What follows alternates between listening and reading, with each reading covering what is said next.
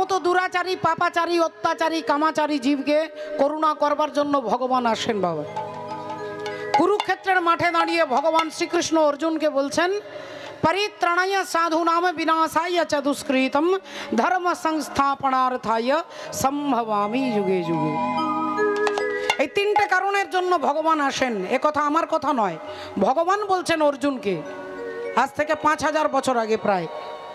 বলেন তিনটে কারণ কি না, সাধুদের পরিত্রাণ করতে, 2 হচ্ছে দুষ্টের দমন করতে, আর 3 হচ্ছে ধর্মকে প্রতিষ্ঠা করতে। ভগবান বললেন সম্ভবামি যুগে যুগে। তাই ভগবান এলেন সচী মায়ের কোলে জগতের জীবকে চৈতন্য সত্তা জাগ্রত করতে। রাধে রাধে। ভক্তিমতী মায়েরা, ভক্তমণ্ডলী বাবা, একটু চিন্তা করে দেখুন মা, আমার মতো দুরাচারী জীবকে যদি ভগবান কৃপা করবার জন্য আসেন, সেই ভগবানকে পেতে গেলে চৈতন্য চরিতামৃতে বললেন, কোনো ভাগ্যে কোনো জীবের শ্রদ্ধা যদি হয় তবে তো সেই জীবে সাধু সঙ্গ করয়। সাধু সঙ্গ হইতে হয় শ্রবণ কীর্তন, আর কীর্তন হইতে হয় জীবের অনর্থ নিবর্তন। হরি হরি বল, হরি বল। কীর্তন হইতে হয় জীবের অনর্থ নিবর্তন। 18 দিনের কুরুক্ষেত্রে যুদ্ধ হয়ে গেছে। মা গান্ধারী মনে মনে চিন্তা করছে, আমার একটা নয়, দুটো নয়, 10টা নয়, 20টা নয়, আমার 100টা ছেলে যুদ্ধ করতে গেছে, কিন্তু আমার একটাও ছেলে বাড়ি ফিরে আসছে না কেন? আমার একটাও ছেলে বাড়ি ফিরে আসছে না কেন?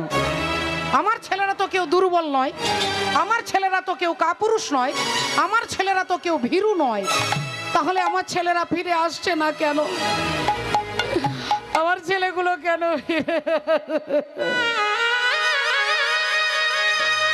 মা গান্ধারী পাগলিনীর মতো কাঁদছেন মা। চুলগুলো খোলা আছে, চোখে জল, বুকে ব্যথা, যন্ত্রণা, শতপুত্র বিরহের যন্ত্রণা নিয়ে মা গান্ধারী ছুটতে ছুটতে ছুটতে ছুটতে কুরুক্ষেত্রের মাঠে এসে প্রবেশ করেছে। আর যেই কুরুক্ষেত্রের মাঠে প্রবেশ করেছে, অমনি গান্ধারী চিৎকার করতে করতে যাচ্ছে, ওরে দুর্যোধন,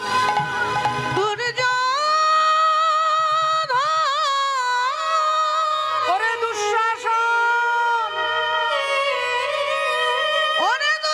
আমি তোদের দেখতে পাচ্ছি না কেন?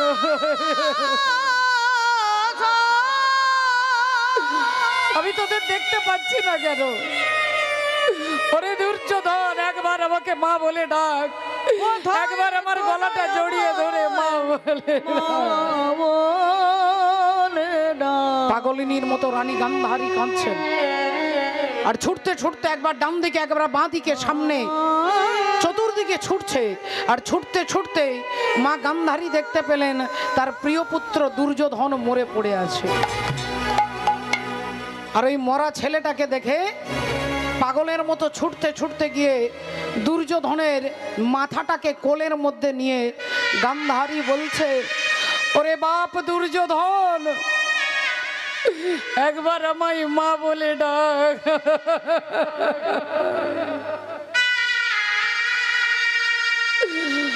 আমি তোর মা এসেছি, একবার আমায় মা বলে।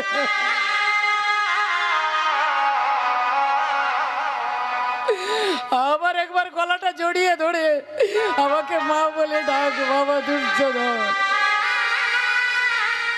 মরা ছেলের বদনটাকে নিয়ে বুকে জড়িয়ে ধরে গান্ধারী কাঁদছে, হা দুর্যোধন, হা দুর্যোধন বলে। আর হঠাৎ গান্ধারী শুনতে পেলেন তার পেছনে দাঁড়িয়ে কে যেন খিলখিল করে হাসছে। চমকে উঠলেন গান্ধারী, শতপুত্র বিরহ যন্ত্রণায় আমি কাঁদছি, আর আমার পেছনে দাঁড়িয়ে তুমি হাসছো। তুমি নিষ্ঠুর, তুমি নির্মম, তুমি পাষাণ, তুমি কে? আমি তোমাকে দেখতে চাই। আর যেই চিৎকার করে বলে উঠলেন, তুমি কে? আমি তোমায় দেখতে চাই। যদি তোমার সাহস থাকে একবার আমার সামনে এসে দাঁড়াও। অমনি পেছন থেকে বলে উঠলেন, মা, ও মা,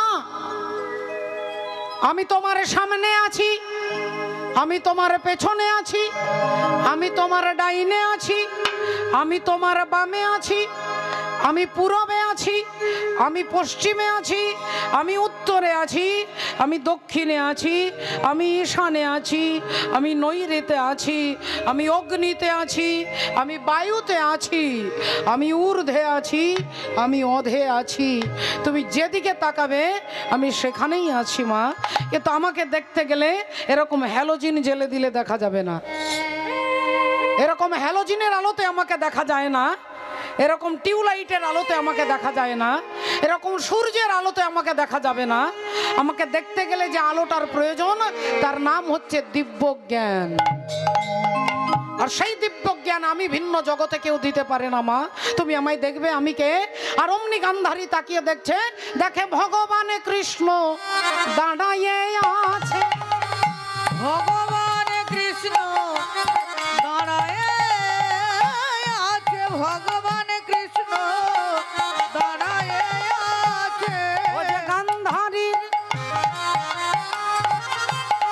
চোখের কাছে দেখে ভগবান কৃষ্ণ দাঁড়ায় আছে, ওই গান্ধারী চোখের কাছে ভগবান কৃষ্ণ দাঁড়ায় আছে।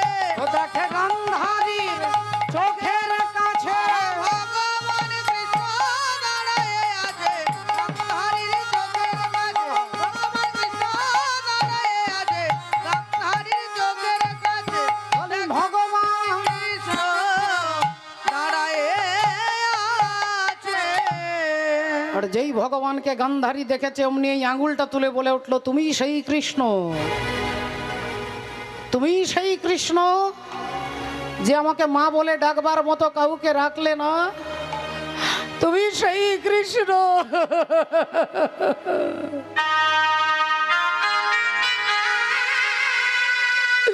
তুমি সেই কৃষ্ণ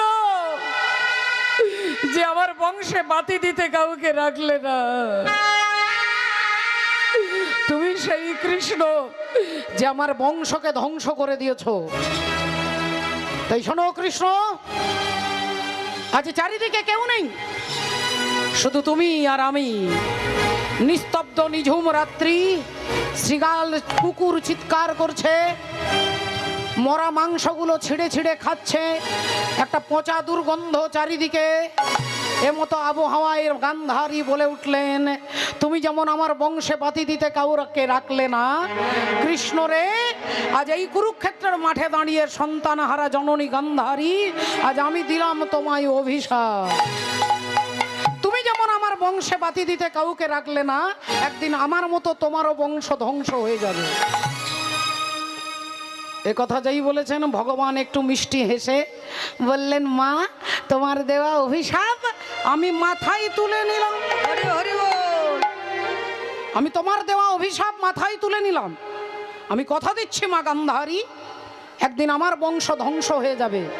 কিন্তু হেই মা গান্ধারী, তোমার একটাও ছেলেকে কিন্তু আমি মারিনি, একটাও ছেলেকে আমি মারিনি।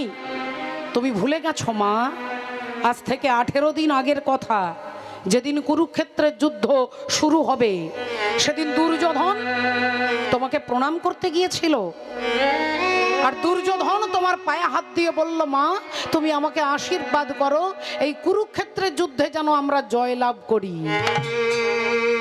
সেদিন মা গান্ধারী ছেলের মাথা থেকে হাতটা সরিয়ে নিয়ে বললে, বাবা দুর্যোধন, যে যুদ্ধে তুই যাচ্ছিস এটা কার্গিলের যুদ্ধ নয়, এটা পানিপথের যুদ্ধ নয়, এই যুদ্ধের নাম হচ্ছে ধর্মযুদ্ধ। আর এই ধর্মযুদ্ধে তুই হারবি না তুই জিতবি আমি বলতে পারবো না বাবা, তুই হারবি না তুই জিতবি আমি বলতে পারবো না। তবে আমি তোর মা, তুই আমার ছেলে, এই তোর মাথায় হাত রেখে আশীর্বাদ করে বলছি, ধর্মপক্ষের হবে জয়, যে পক্ষে শ্রীকৃষ্ণ রয়। হরি হরি বল, হরি বল। ধর্মপক্ষের হবে জয়, যে পক্ষে শ্রীকৃষ্ণ রয়। এটা 18 দিন আগে তুমি তোমার ছেলে দুর্যোধনকে বললে, আর আজকে কুরুক্ষেত্রের মাঠে দাঁড়িয়ে আমাকে অভিশাপ দিচ্ছ মা। আজকে এখানে দাঁড়িয়ে আমাকে অভিশাপ দিচ্ছ। এটাই হয় বাবা ঠাকুর, মানুষ যখন অজ্ঞানে মায়াতে বদ্ধ হয়ে যায় তখন ভগবানের ওপরে দোষারোপ করে কথা বলে। তাই কলিযুগের ভগবান চৈতন্য মহাপ্রভু আমার মতো পাপী জীবকে করুণা করবার জন্য বললেন একমাত্র কলিযুগের ধর্ম হচ্ছে হরিনাম সংকীর্তন। হাসি মাখা বদনে ছল ছল নয়নে ওগো আনন্দ কাননে মন ভ্রময় মায়েরা যারা যারা আছেন উলুধ্বনি হরিধ্বনি দিতে হবে মা। হরি বলো হরি বলো মনে রে আমার। একবার হরি বলো হরি বলো মনে রে আমার। একবার হরি বলো হরি বলো মনে রে আমার।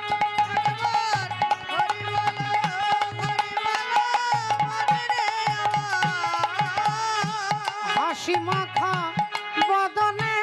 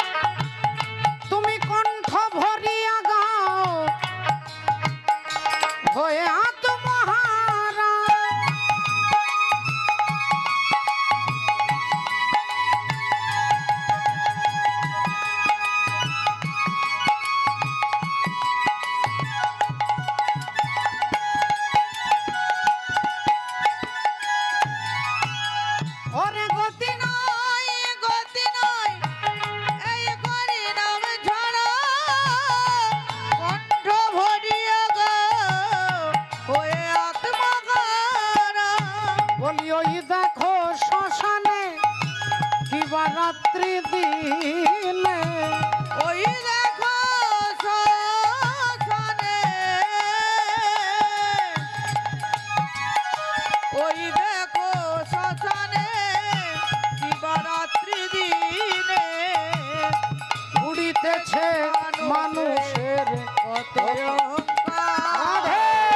হরি বলো হরি বলো মনে রে আমার, একবার হরি বলো হরি বলো মনে রে আমার, একবার হরি বলো হরি বলো মনে রে আমার, একবার হরি বলো হরি বলো মনে রে আমার, একবার হরি বলো হরি বলো মনে রে আমার। তাই হরি বলা ঠাকুর হরি বল বলাতে এলেন। চৈতন্য মহাপ্রভু এই ধর্মই প্রচার করতে তিনি এলেন যে কলিযুগে হরিনাম ছাড়া আর অন্য কোনো গতি নেই নেই নেই। হরের নাম হরের নামৈব কেবলম কলো নাস্তেব নাস্তেব নাস্তেব গতিরন্যথা। এই কলিযুগে হরিনাম ছাড়া অন্য কোনো গতি নেই বাবা ঠাকুর। মাননীয় ভক্তমণ্ডলী ভক্তিমতী মায়েরা, দক্ষিণ নেবুখালী এই গ্রামে এই হরিবাসরে হরিকথা ভাগবতীয় কথা শুনবার জন্য আপনারা এসেছেন। বাড়িতেও আপনারা খেতে পান, না খেয়ে আপনারা কেউ থাকেন না, তবুও এখানে প্রসাদ এক হচ্ছে দেহের আর এক হচ্ছে আত্মার। এখানে দেহেরও প্রসাদের ব্যবস্থা রয়েছে আর আত্মার যে প্রসাদ হরিনাম তাহলে তারও ব্যবস্থা রয়েছে। দুটো প্রসাদকে আস্বাদন করে আপনারা যাবেন। শাস্ত্র বলছে সাধু সঙ্গ সর্বশাস্ত্রে কয় লবমাত্র সাধু সঙ্গ জীবের সর্বসিদ্ধি হয়। হরি হরি বল। সাধু সঙ্গ না করলে জীব রাধে রাধে ভগবানকে চিনতে পারবে না বাবা। ভগবানকে আপনারা কেউ বলতে পারবেন না যে দুর্যোধন ভগবান কৃষ্ণকে দেখেনি। কয়েক হাজার বার কৃষ্ণকে দেখেছেন, কৃষ্ণের সঙ্গে কথা বলেছেন, কৃষ্ণকে ছুঁয়েছেন। দুর্যোধনের মেয়ের সঙ্গে ভগবান কৃষ্ণের ছেলের বিয়ে হয়েছিল। দুর্যোধনের মেয়ে আর ভগবান কৃষ্ণের ছেলে এই দুজনের মধ্যে যদি বিবাহ হয় তাহলে দুর্যোধনের সঙ্গে ভগবানের কি সম্পর্ক আপনারা সকলেই বুঝতে পারছেন। কিন্তু সেই দুর্যোধন ভগবানকে দেখেও ছুঁয়েও তিনি চিনতে পারছেন না। কেন? বলে দুর্যোধন কখনো সাধু সঙ্গ করেনি বাবা, কখনো সাধু সঙ্গ করেনি। তাই কুরুক্ষেত্রের যুদ্ধ শেষ হয়ে গেল। অর্জুন এসে ভগবান শ্রীকৃষ্ণকে বলছেন, সখা কৃষ্ণ, আমার অনেক দিনের একটা ইচ্ছে, অনেক দিনের একটা বাসনা তুমি পূর্ণ করবে। ভগবান অমনি সঙ্গে সঙ্গে সঙ্গে সঙ্গে রথ থেকে নেমে বলে উঠলো, কোমরে হাত দিয়ে, বলো অর্জুন তোমার কি বাসনা? আজ তুমি যা বলবে তাই তোমার বাসনা পূর্ণ করব। অর্জুন বললেন, আমার অনেক দিনের ইচ্ছে, আমি গঙ্গায় একটু স্নান করতে চাই। ভগবান অমনি বড় বড় চোখ করে অবাক হয়ে ভগবান অর্জুনের দিকে তাকিয়ে বলছেন, গঙ্গায় স্নান করবে কেন? যারা পাপ টাপ করে তারা গঙ্গা স্নান করে পাপ মুক্ত হয়। অর্জুন তুমি কি কিছু পাপ করেছো নাকি? অর্জুন বললেন, পাপ করেছি মানে? আরে কুরুক্ষেত্রের যুদ্ধে লক্ষ লক্ষ নারী আমার জন্য বিধবা হয়েছে, হাজার হাজার বাবা আমার জন্য ছেলেকে হারিয়েছে, লক্ষ লক্ষ পুত্র আমার জন্য তার বাবাকে হারিয়েছে। তাই আমি যে পাপ করেছি, অপরাধ করেছি, এই অপরাধ থেকে মুক্ত হতে গেলে গঙ্গা স্নান করতে হবে। ভগবান মিষ্টি হেসে বললেন, আচ্ছা আচ্ছা আচ্ছা আচ্ছা, তাহলে তুমি পাপ করেছো, গঙ্গা স্নান করে মুক্ত হতে চাও। অথচ ভগবান অর্জুনকেই কয়েকদিন আগে বললেন, সর্বধর্ম পরিত্যাজ্য মামেকং শরণং ব্রজ অহং ত্বং সর্ব পাপেভ্যো মোক্ষ স্বামী মাসুচ। হরি হরি বল। আমি তোমাকে পাপ থেকে মুক্ত করব, তুমি আমাকে আশ্রয় করো। এ কথা কয়েকদিন আগে অর্জুনকে কুরুক্ষেত্রের মাঠে দাঁড়িয়ে ভগবান কৃষ্ণ বলেছিলেন। তথাপিও অর্জুন বলছে আমি গঙ্গায় স্নান করে পাপ মুক্ত হব। তাই ভগবান হাসলেন। ভগবানের হাসি তো সবাই বুঝতে পারে না। বললেন, ঠিক আছে, তাহলে আর দেরি কেন করবে, তুমি রথে ওঠো, আমি তোমাকে গঙ্গা স্নান করাতে নিয়ে যাচ্ছি। অর্জুন এক লাফে রথের ওপরে চেপে বসেছে, আর ভগবান আজকে অর্জুনকে গঙ্গা স্নান করাতে নিয়ে যাচ্ছে। প্রাণ ভরিয়ে তৃষা হরিয়ে মোরে আরো আরো আরো দাও প্রাণ, প্রাণ ভরিয়ে তৃষা হরিয়ে মোরে আরো আরো আরো দাও প্রাণ।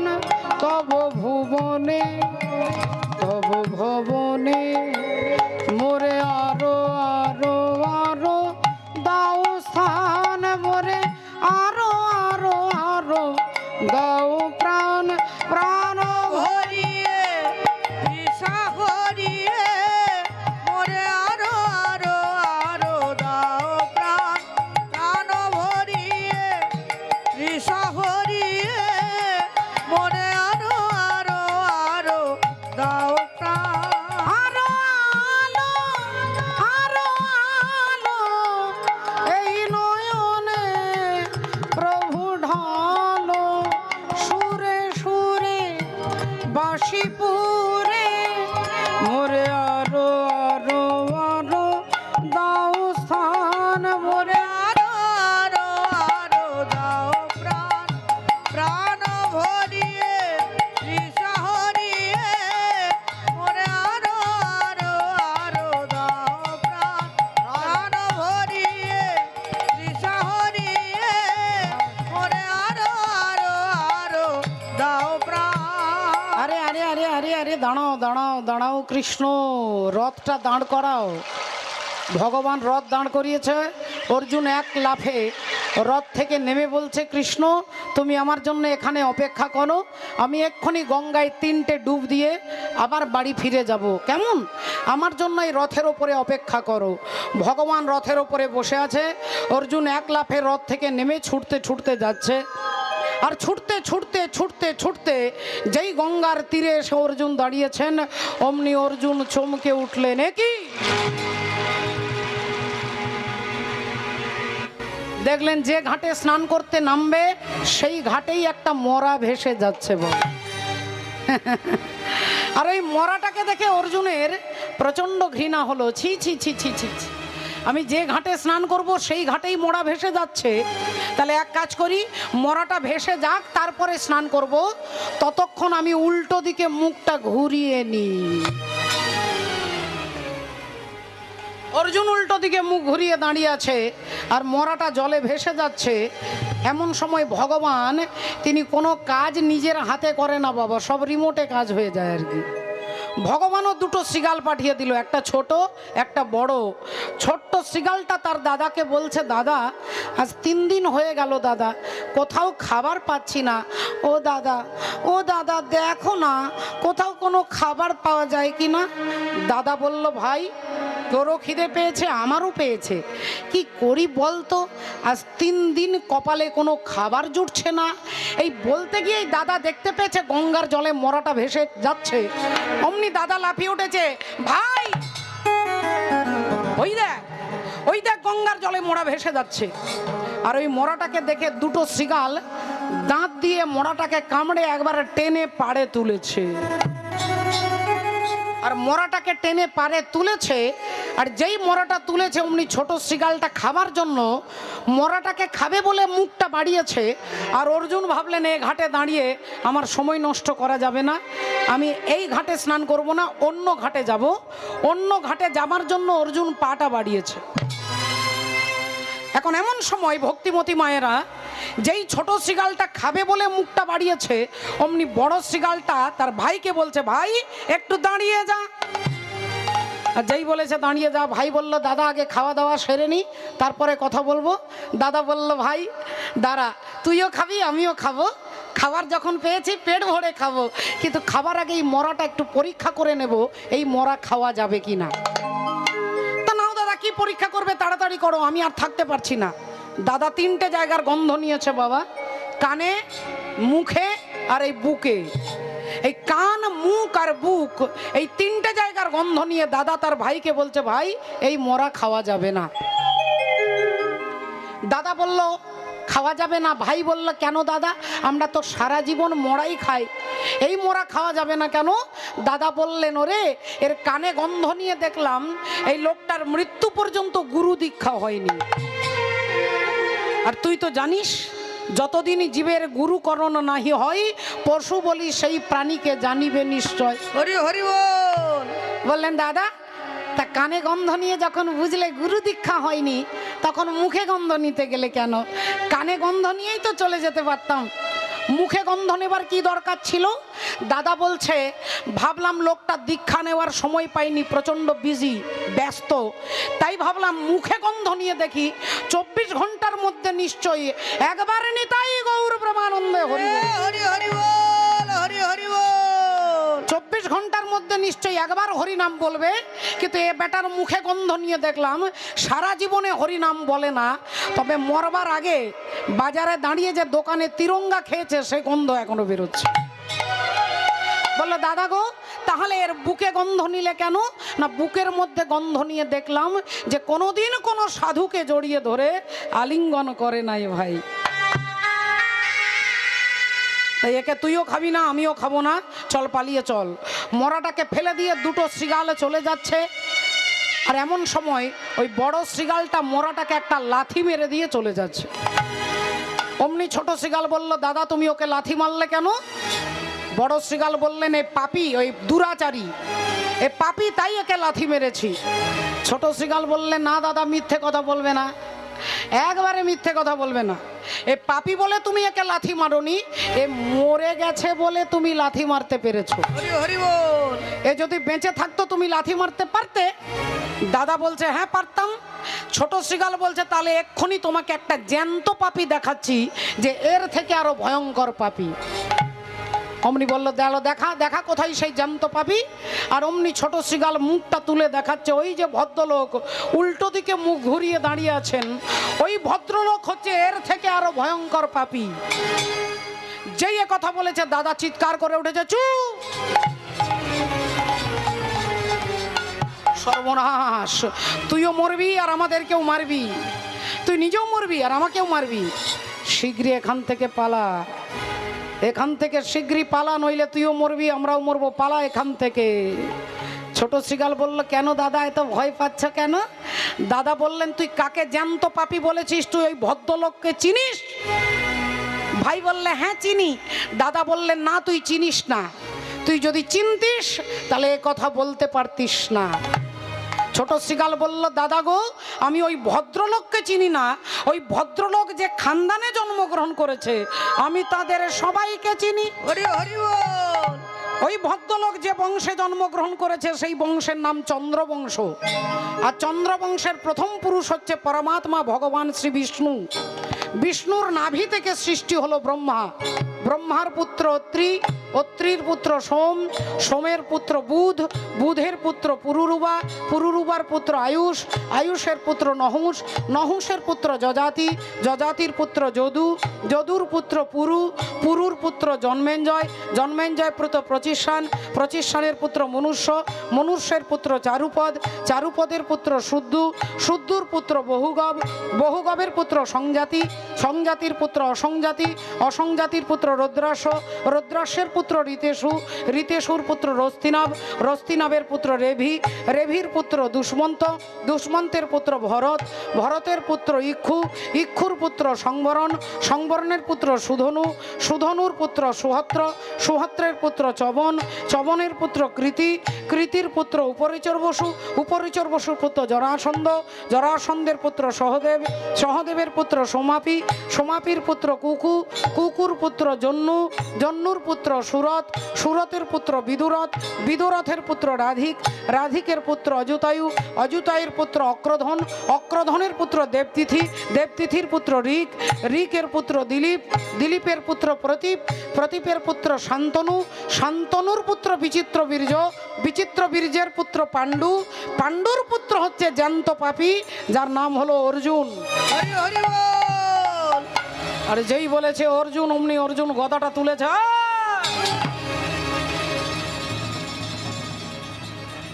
তোকে মেরে শেষ করে ফেলবো, তোর এত বড় সাহস! তুই কিনা বেটা আমাকে বলিস জ্যান্ত পাপী?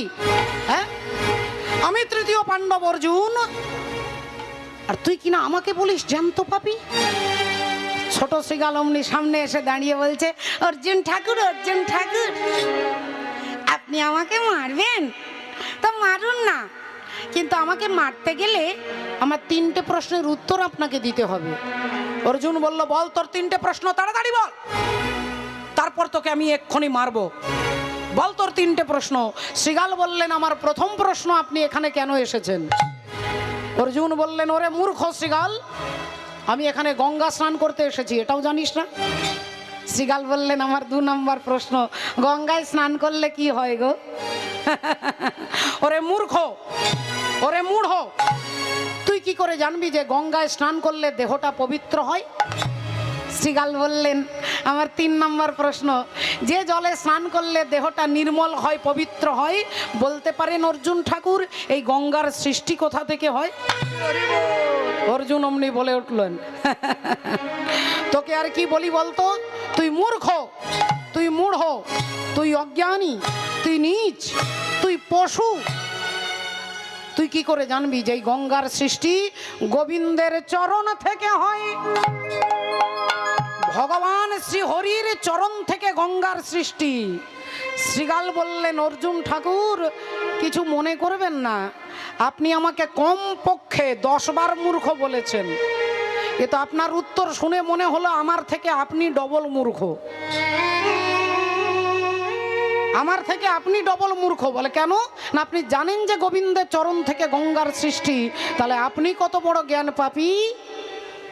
যোগী যারে যোগে পায় না, ঋষি যারে ধ্যানে পায় না, অনন্ত কোটি জীব যাকে পাওয়ার জন্য সাধনা করে, এহেন সৃষ্টিধর হরি আজ আপনার রথে বসে আছেন, আর আপনি কত বড় মূর্খ যে তার চরণ ছেড়ে দিয়ে গঙ্গায় ডুব দিতে যাচ্ছেন। হরি হরি বল।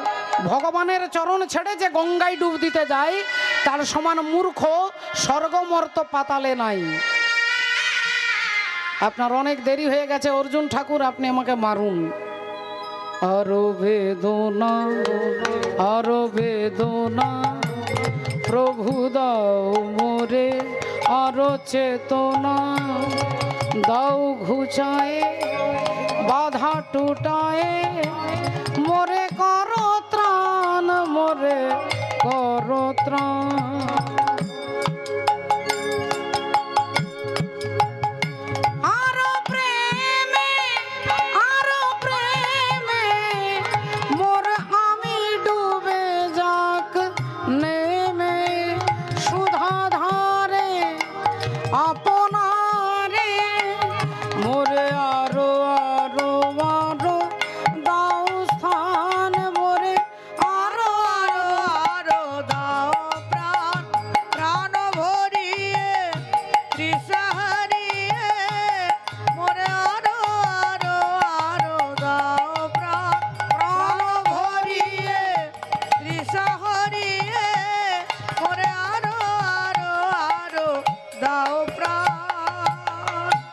শ্রীগালের কথা শুনে অর্জুনের চৈতন্য ফিরে এলো।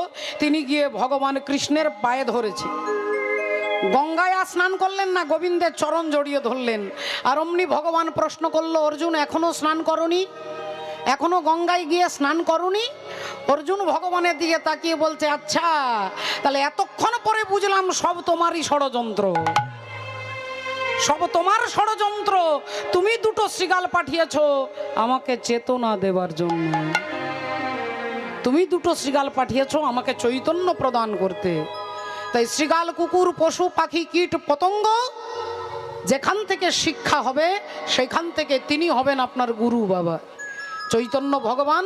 এই জন্য বলছে সাধু সঙ্গ, সাধু সঙ্গ সর্বশাস্ত্রে কয় লবমাত্র সাধু সঙ্গ জীবের সর্বসিদ্ধি হয়। হরি হরি বল। তাই পদকর্তা এক পাশে দাঁড়িয়ে কলম দিচ্ছেন, দাপরে নন্দের ঘরে কৃষ্ণ অবতার, দাপরে নন্দের ঘরে কৃষ্ণ অবতার, দাপরে নন্দের ঘরে কৃষ্ণ অবতার, আপনি করিলা প্রভু অসুর সংহার, আপনি করিলা প্রভু অসুর সংহার, আপনি করিলা প্রভু অসুর সংহার। সচির উদরে এবে জন্ম নদিয়াতে, সচির উদরে এবে জন্ম নদিয়াতে, সচির উদরে এবে জন্ম নদিয়াতে, আজি সচির উদরে এবে জন্ম নদিয়াতে, আরে কলি যুগের জীব সব নিস্তার করিতে, কলি যুগে জীব সব নিস্তার করিতে, বাসুদেব ঘোষ কহে মনে করি আশা, আজি বাসুদেব ঘোষ কহে মনে করি আশা, আর গৌরপদ দ্বন্দ্ব মনে করিয়া ভরসা, আজ গৌরপদ দ্বন্দ্ব মনে করিয়া ভরসা, গৌরপদ দ্বন্দ্ব মনে করিয়া ভরসা, আজ গৌরপদ দ্বন্দ্ব মনে করিয়া ভরসা, গৌরপদ দ্বন্দ্ব মনে করিয়া ভরসা। গৌরপদ দ্বন্দ্ব মনে করিয়া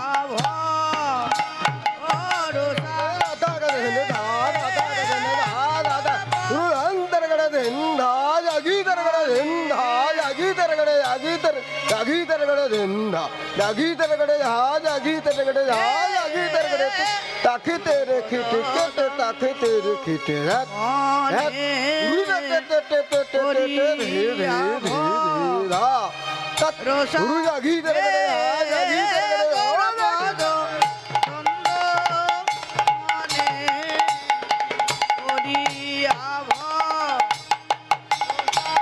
হে গৌরপদ দ্বন্দ্ব মনে করিয়া রসা, হে গৌরপদ দ্বন্দ্ব মনে করিয়া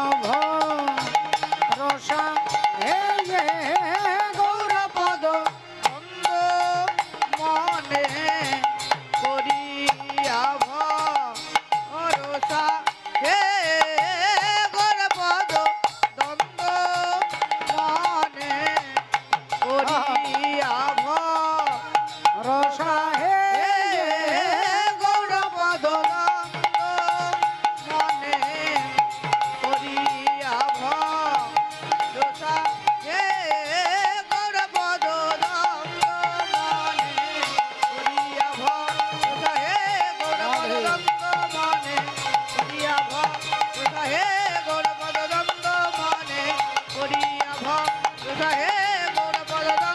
মনে করিয়া ভরসা, হে দ্বন্দ্ব মনে করিয়া ভরসা, আহামরি গৌরপদ দ্বন্দ্ব।